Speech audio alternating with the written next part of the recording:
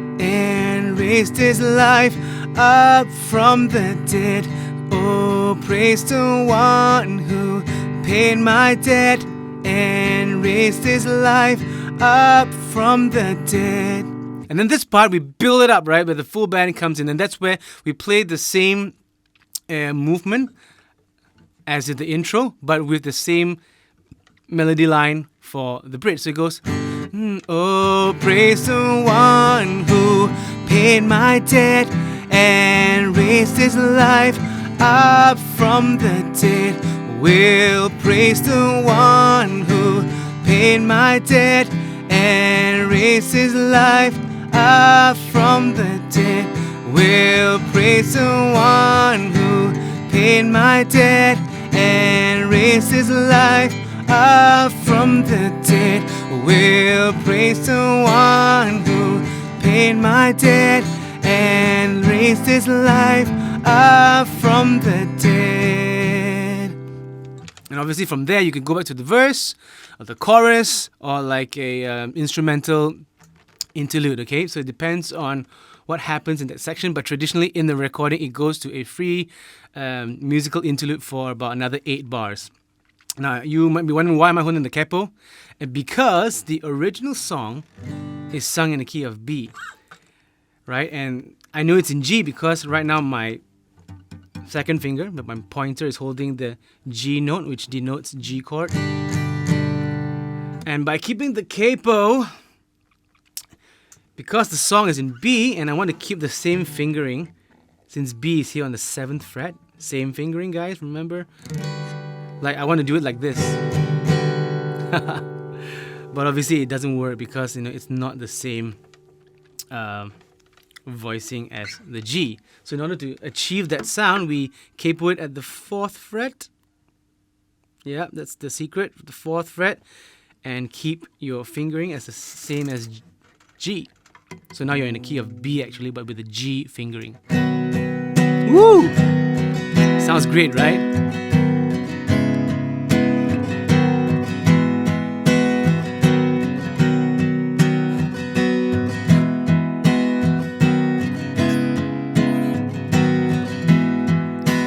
I hear the Savior say, thy strength indeed is small.